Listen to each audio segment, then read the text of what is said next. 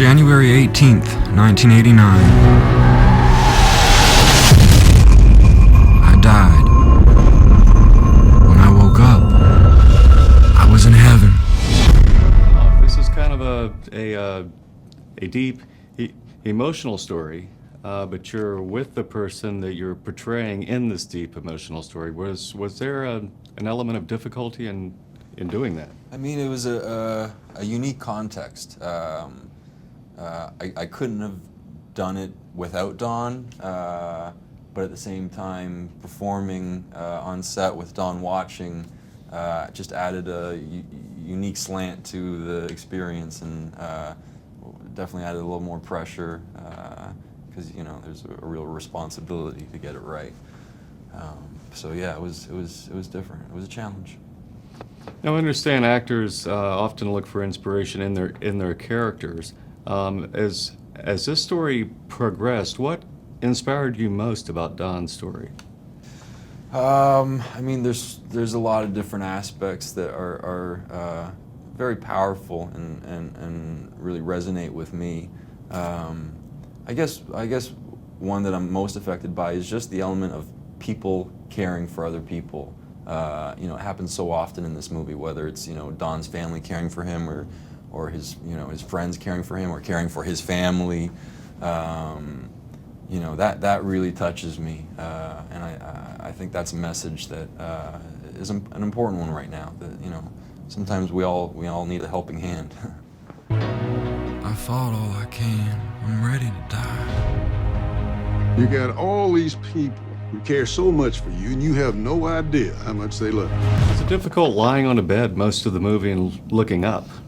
Yeah, it was a unique challenge, being so immobilized and sort of contained, and I was intimidated by that aspect of it at first, but I thought, when else am I going to get this opportunity to play a character like this and be a part of a story that is about something really good, and so I was very, very proud to be part of this movie.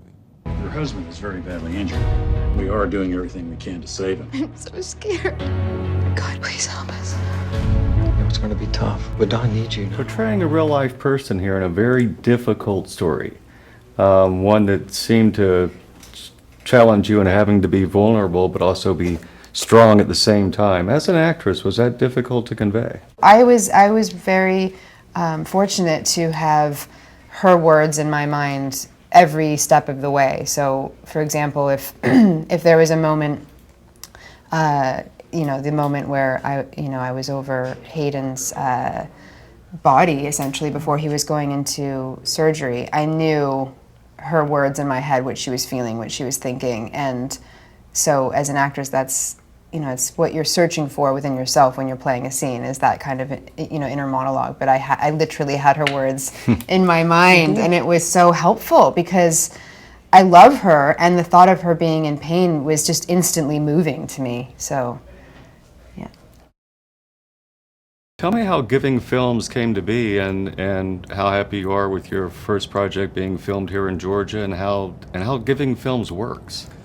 Well, we looked for about a year ago for a project to start a nonprofit that is able to generate a nice product, to make enough money to give it away. And so that was the idea. 90 Minutes came along, and it was a perfect first opportunity for us. I'd read the book about 8 or 9 years ago, and it had a great following. And as far as I'm concerned, I don't think we could have picked a better movie, and I'm very pleased with the product because we stayed exactly to the story. It's true. Don approved almost every scene and every word in the film, and so we wanted to stay true to the story because you didn't have to embellish the story. When somebody sells 7 million copies of a book, that story must be good enough for somebody. So we wanted to stay true to Don and Eva on the book. This is a pretty ambitious undertaking, and you're doing it for a company that gives away the profits. Is this kind of a new idea to you? And as a filmmaker, how did you approach such a concept? It was a new concept, and I was eager to film changes your life when you experience the right film in a theater, and this is we have the ability now to actually take some of the profits and give them and make a difference to somebody who actually needs this. So it was a concept that when I first met Rick that was really appealing to me, and also to Kate and Hayden. I think when you can make a difference, if a movie can make it emotionally change and financially change, I think we've made the perfect product. It's sort of unheard of, movies that aren't being made for profit just doesn't compute in Hollywood. So to have people coming together to make a movie that are then going to go and give all the profits away to charity is just a really special thing. And when I found out that element too, I was like, oh, I have to be a part of this. This is a unique, special project. Well, to me, giving films is an unprecedented way of making movies. Rick Jackson has been just amazing, just the most incredible blessing. We have been wanting to make this into a movie for seven years, a long time, and the right pieces just hadn't fallen into place. And I truly believe we were waiting to meet Rick, because there is a greater plan in place other than, sharing the story and hopefully touching many people's lives, as Eva and Don's book has, but even taking it a step beyond with giving films.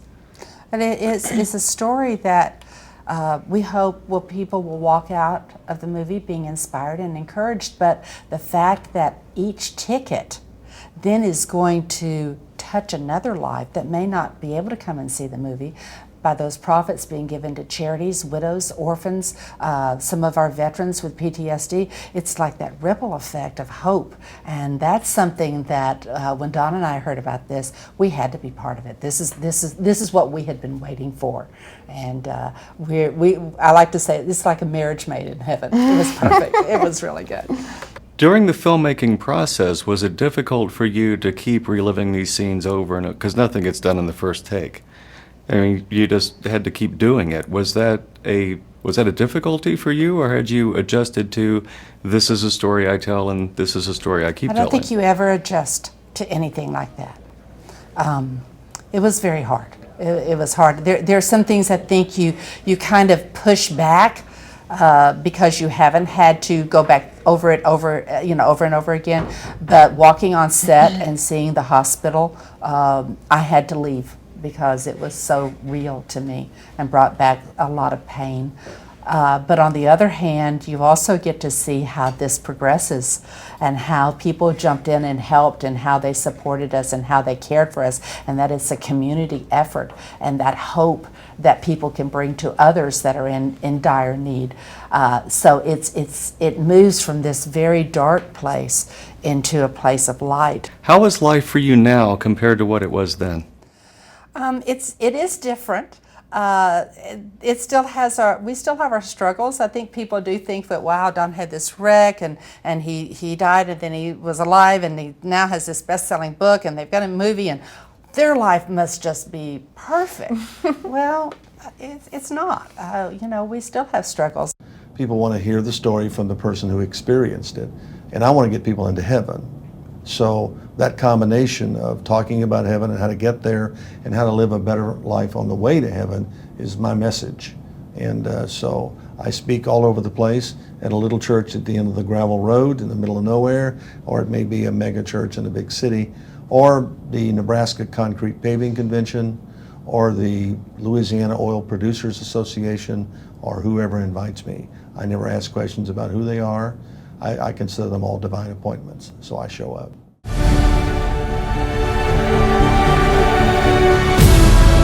Amidst all the suffering, I've learned that heaven is real.